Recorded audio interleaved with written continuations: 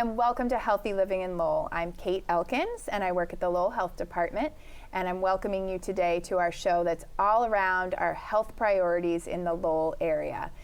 Healthy Living in Lowell is a production of the Lowell Health Department, but we certainly pull in all of our community partners to help us with the program.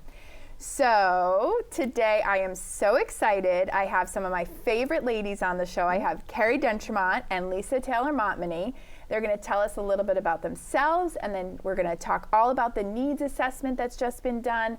And I have been waiting to do this show for a long time. So thank you for coming on today. Welcome. Thank you. I'm a big fan of your show, so thanks for having us on. Thank you so much. I'm glad.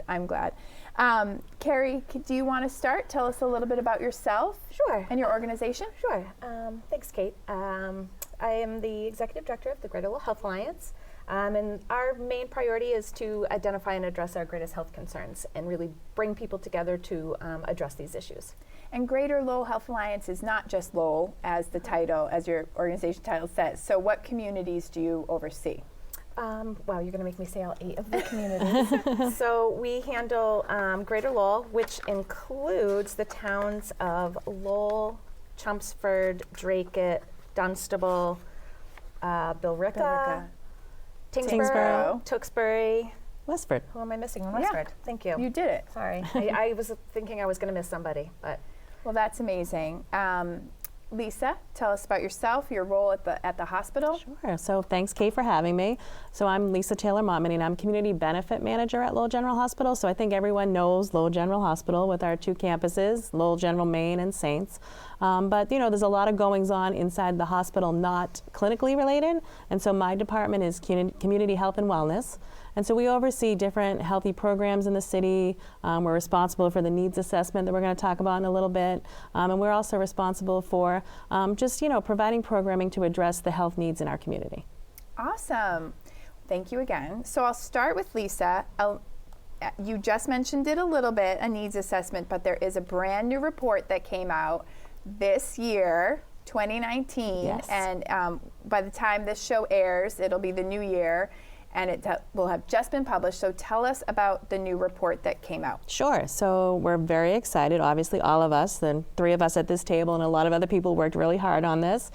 So thanks to the community for that. So the 2019 Greater Lowell Community Health Needs Assessment is hot off the press, as you mentioned. We're going to talk a lot about the priorities, but we are required as a hospital to do this community health needs assessment every 3 years. So the previous one was completed in 2016. Here we are already in 2019, and this is a requirement of the Attorney General's office. And Lowell General does partner with UMass Lowell and my great friends at the Greater Lowell Greater Lowell Health Alliance. Through community in there, because Kerrie's all over the community. We're all about community. To really make this report so that it reflects the real health needs of our Greater Lowell community. So we're going to hear a lot about this coming up, how we're going to work with it, and we'll get to all that. But we are really excited to be able to take all of the information that the community has shared with us. So there was 20 listening sessions held around the Greater Lowell community, so that we were really able to get the perspective of so many people as to what are the needs, both health and social service-wise, in the Greater Lowell area. So tell me more about engaging with the community. You did the focus groups, yes. You call them, or listening sessions. Yep. So what else, what were the other ways that you engaged with the community? Yeah, sure. So we also did some key informant interviews with the help of UMass Lowell and some students in classes there. And we really wanted to talk to health professionals, paramedics, EMTs, people who run different community organizations, people who maybe couldn't get out to get to a listening group. Listening session, and really get perspectives there. And we also, what Kerrie's going to talk about in a little bit, is we also added a community survey piece this year, which just was phenomenal and presented some results that we never would have gotten otherwise. That's amazing. I think anytime we listen to the community, we get that feedback that we know, but it's nice to hear it from the community as well. Sure. And I've read this needs assessment cover to cover, cover to cover, and there were some things that stood out to me that the community mentioned that I wasn't aware of. Sure. So it's really so important. So what did the assessment tell us? What were some of the health priority areas in 2019? Yeah, so it definitely told us that we've made strides in a lot of areas and that maybe we have some more work to do in certain areas also. So this year for 2019, mental health or behavioral health was identified as the top community health need, which really wasn't surprising to all of us, I think, in a lot of ways. It was also the top need identified in 2016. Gotcha. So although we've done a lot of work, the community, around access to mental health services and making sure that we, are providing providers and access, we have more work to do. Right. So it was interesting to see that some people did appreciate, being able to have access to mental health providers, but there were some people out there who still felt like there weren't enough programs. Wow. So that was an interesting finding. So mental health was the top health priority. What were some of the other ones that you saw? What were Substance use disorders came in second, alcohol kind of mixed in. We decided to separate those with the survey this year. Diabetes continues to be a real critical area. Obesity, nutrition. Right. So we are kind of bunching that into nutrition, obesity, chronic disease, again, came up as priorities. Access to healthy foods, which again, can help both with nutrition, obesity, and people with chronic disease. So we're really thinking about our programs, and we've really come up with a lot of programs in the past couple of years with community partners that have addressed these, but we have a little more work to do, I think, in those areas. And 3 years is a short amount of time to really make these huge systems level health changes, but there were some other things that have changed since the 2016 report. And either of you can weigh in on this. What were some of the changes or similarities that you saw from 2016 to 2019? You mean as the areas that were identified? Areas that were identified, or I know you talk about strengths and Sure. weaknesses of our health system and health services in the report. Well, mental health was identified as the top priority area in 2016, and it continues to be by far. I mean, the data really showed it's a real critical issue in this area. And that could be access to services, long wait times, but also the culturally competent care that Lisa had mentioned. That's something that we definitely could improve in this community. But there's some real highlights of some things that have done really well. I think the hospital with the urgent care centers is many of those have been built throughout the community. That's really providing additional access for people. And that was mentioned in 2019. Because the urgent cares are relatively newer. Right. Yeah, they're relatively new within the past few years, so that was definitely identified by the community as a strength, and having access, in 2019 and going forward, access to care that you maybe don't necessarily have to go to the emergency department for. It's more local in your community, so the hospitals, urgent care facilities in Dracut, Westford, have really been a strength. People see that as, to be able to get to those places more easily, maybe. That's great. And just to reiterate, so mental health was the same between 2016 and 2019. Did any of the other health priorities shift? Diabetes seemed to shift. That was the second top priority in 2016. That shifted down to about 4 this year, taking the rank of substance use, coming in second this year. We seem to have a few things kind of just switch a little bit, but they're all pretty important, all of them. It's hard to really put numbers on top priorities when you start looking at some of this. But things like homelessness, and a lot of people can probably attend to that homelessness has definitely increased in the area of mental health and substance use, although we've really made some really great strides in Lowell. A lot of other places are still seeing opioid deaths increasing. Knock on wood, this community has really come together to try to work on the opioid epidemic, and we're seeing those deaths due to opioid decreasing this year, which is wonderful to see, but the calls and the issues are still pretty critical. So sounds like we're once again going to be, and we'll talk a little bit in a moment, but sounds like we're going to be focusing on the behavioral health piece in our area. Yes. Okay, all right. Definitely. Well, good. We can do that. Yep. So, Kerrie, tell me a little bit about why the Health Alliance partners with the hospital and on this needs assessment. Sure. Well, the Greater Lowell Health Alliance is a coalition, and we aim to really bring everybody together to share resources and really focus in on some of these critical areas. So we do that.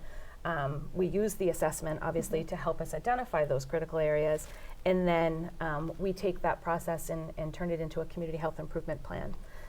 So the improvement plan is really a way of identifying and utilizing our community partners to tell us where are the gaps in services.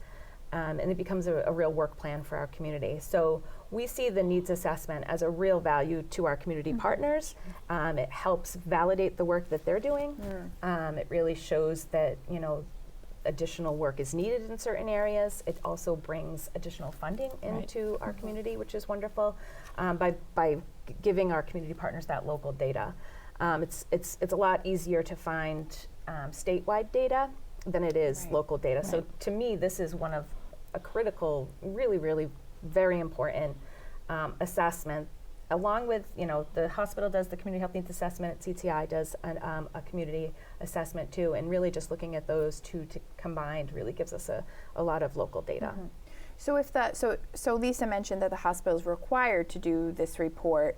Do you feel like it's important enough that if the hospital wasn't doing it, the Health Alliance would do something like this? Yes, absolutely. Okay. Yeah. So really what the hospital has done with your help is pulled all of the information that we know about health in our region into one document that allows us to prioritize the health needs. Right. Got it. So important. Right, it is really so important. And as Kerrie mentioned, I mean, it is used, we have people calling us, is the report done? We want to see the report, we need the report. To use that data when they're applying for grants, you can show that mental health access is the #1 priority in your area and you want to write a grant to get funding. It's a pretty strong, you know, report to use to help people with that. That's amazing. I love it. So Kerrie, tell me more about, you mentioned a community survey that was administered. Can you just dive into a little bit of detail, tell me what that was about? Sure. So this time, I mean, in addition to the listening sessions and the key informant interviews, we really wanted to dive a little bit deeper into the social determinants of health. So we developed, with the help of a student, Hannah Tello, a research student, and we were able to put this survey out. We utilized our community partners to really get a good, lots of people filled it out throughout all of our 8 communities.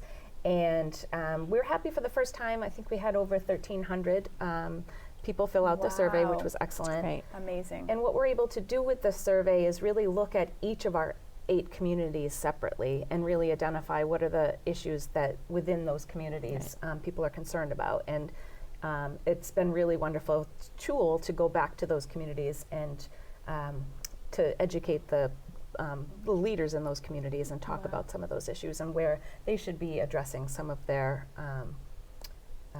maybe funding or programming, exactly.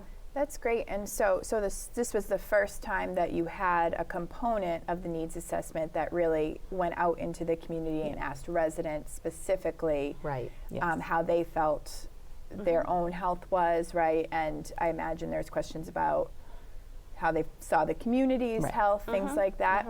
And how did you reach community members that don't speak English? Because, you know, in Lowell we have a large population that does not speak English. Yes. Were you able to accommodate for that? Yes, we were really happy to be able to, we administered it online in English and in Spanish, but we recognized that we really wanted to hear from everybody. We didn't want to just hear from people who have computers and have access to the link. So we had 10 interns really going out into the community, and they worked with community leaders and really tried to be at places where people were at. So they went to health fairs. We worked with different community partners. They administered them in their weight rooms. We were able to translate the survey into 6 different languages. We went to Lowell Community Health Center and asked them what are the top languages in our community, so we were able to do that. We worked with agencies like the RISE Coalition, Refugee and Immigrant Services, and tried to get the surveys done in with their help in different languages. That is excellent. And so if people want to get more information, it sounds like you had a research student, if people want to get more information pulled from the survey or from the needs assessment in general, are they able to do this, or is it point in time, meaning is the assessment sort of done, no questions asked, or So we're at this point, we're really, really trying to make sure that we go back to every place that we had these listening sessions, and wherever people gave us information, we're going back to them and with the data. We think it's really important to make sure that people, understand that they're them giving the time and their information, we're using it, right? There's nothing worse than seeing a needs assessment, you do it and you put it up on a shelf and you never hear about it again. So we're making sure that we go back to all of these communities. For example, we went to the CMAA and we did a listening session with them, so we're going to be going back and have that translated back, and places like all of the different community places that we went to, and give that data back and have a conversation with them. So it won't just be a presentation, but it'll be, here's the data, and we're going to be listening to them again and say, these are some of the critical areas and issues, what should we do about it, where are the gaps, and continue to have that conversation. All of this information will be gathered and it'll be used in our community health improvement plan. Which you've just set me up. So, so just so our audience at home knows, this is what the report looks like. It's the 2019 Community Health Needs Assessment for Greater Lowell, and it can also be accessed on the Lowell General Hospital website, and we'll put that link up for you. So it's beautiful, and it's great reading. Over 80 pages. So, great reading on the weekends. Take it home. So morphing from, like you said, we don't want this to, as a community, we don't want this to go on a shelf and sit there and we did it. What happens next? So Lisa, if you wouldn't mind telling us, now that the hospital has the data collected, what's the next step? Sure. Yeah, I mean, you make a good point in that, yes, we are required to do it, but it's such an important part of our planning going forward. So it's a great tool to use. So going forward, what will happen in conjunction with our great friends is that the hospital will really think about their community benefit programming and how can we best address these needs in our community. So different initiatives, and we will meet with all of the groups, as Kerrie mentioned, to go back and say, okay, here's what your data told us.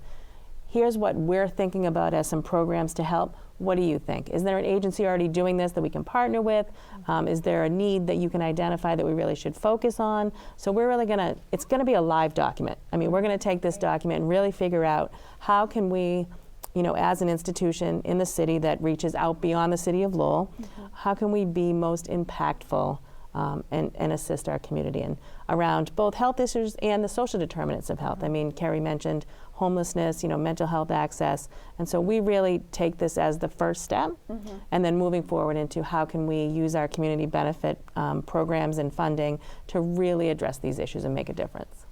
And I think that's so great, because when I think, as I think a lot of community members do, we think of a hospital as just a place to go where you get treatment and care. So it sounds like the hospital's really looking at this is prevention work. Do you want to talk a little bit about the difference? Yeah, definitely. I think it definitely is prevention work, and I mean, in community health and wellness department, we're offering health classes and different programs, and you can check our website for all of that information. But we're really responding to the needs of our community to help keep people healthy, as well as obviously treating people who are ill. But it's a big part of our, our mission to make sure that we try to be as helpful to people before they get sick. And then, using our funding to really develop programming that will help the community do that. I love that. Well, I'm so excited to see what comes out of the hospital's plan. But I know, and I'll turn to Kerrie again, that the Greater Lowell Health Alliance is looking to do a similar plan with the information. So what does it look like for the community-wide coalition? So we implement a community health improvement plan, and this plan, it helps us with our funding as well. The Greater Lowell Health Alliance distributes about $200,000 a year out to our community. This is part of community benefits, DON, Determination of Need funding, that was given to the Greater Lowell Health Alliance about 6 years ago, and we're about halfway through that funding.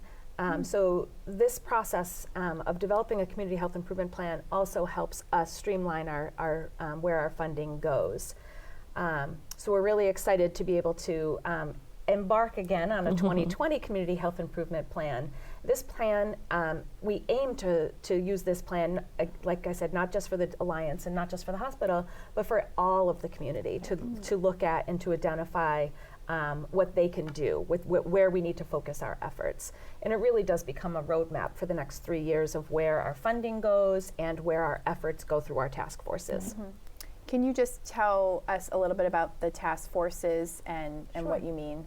Sure. So the Greater Lowell Health Alliance brings people together via task forces. We have 6 different task forces to address these different issues. So we have Social Determinants of Health Task Force, Substance Use and Prevention Task Force, Mental Health Task Force, Maternal Child Health Task Force, and Healthy Eating and Active Living and Cultural Competency Task Force. So all of these different task forces take different pieces, and as you can imagine, look at this needs assessment in a different way and really kind of pull out their priority areas. But we really look to the community, our community partners. We don't aim to be the experts in all of these areas by any means. And that's what's so nice about the task forces, is it brings people together who work in these different areas from all different fields, the hospital, the health departments, all of our different 8 communities.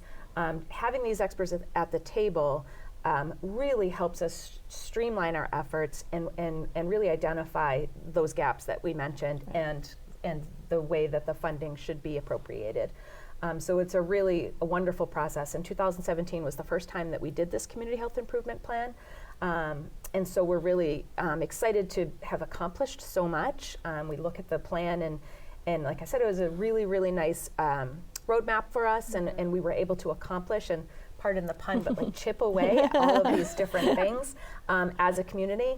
But it also helped places like Lowell Community Health Center also took the Community Health Improvement Plan and worked it into their strategic planning, as well as the hospital and other organizations as well.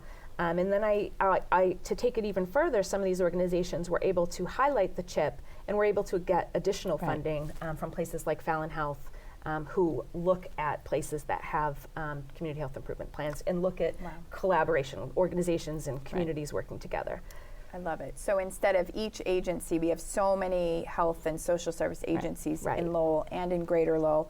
So instead of each of these agencies working towards this goal, that goal, what the Community Health Improvement Plan does, and correct me if I'm wrong, it sounds like it's streamlining what our community goals are in terms of health, and then all of the agencies in their own ways work towards getting there. I love that you called it a roadmap. That makes sense to me, that we're all sort of following along to get to the end point. That's great. Are community health improvement plans something that other communities do? Is it just here in Lowell, Greater Lowell? Some communities do.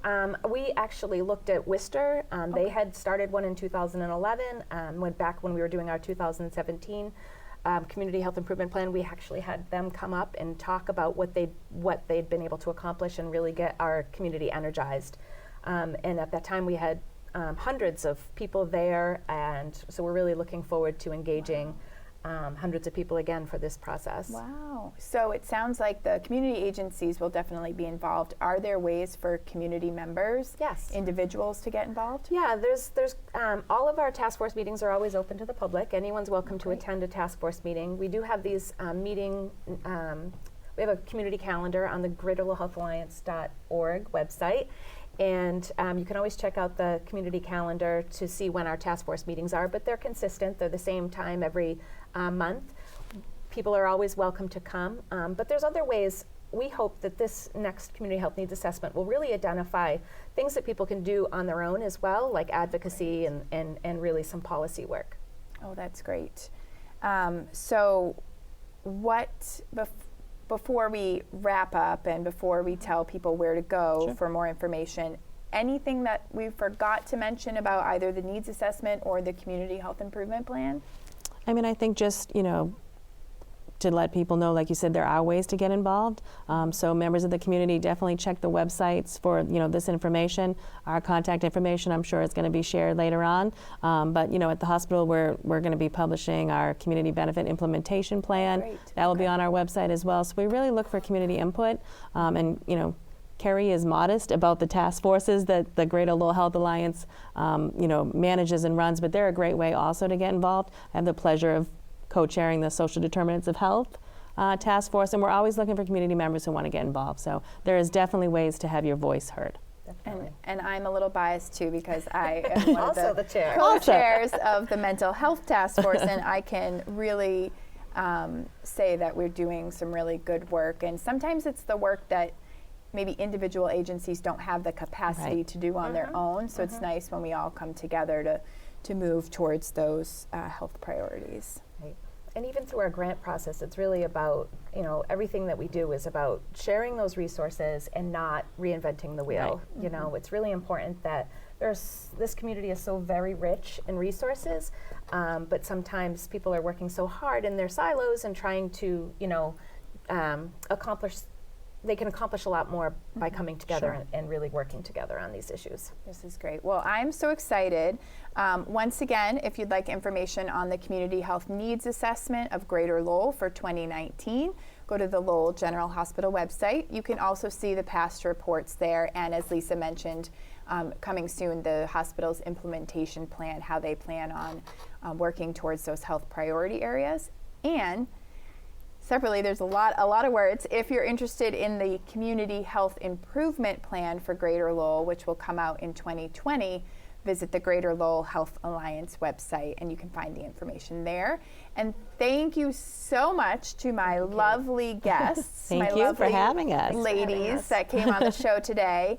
And like you mentioned, we'll share your contact information as well with the community so that if you are interested in getting involved, you know where to find Lisa and where to find Kerrie. So thank you so much, and I'm sure I'll have you on the show again soon as we explore more topics, health topics, dive in deeper to really see what healthy living in Lowell looks like. Great. So Great job, join Kate. us again. Thank you.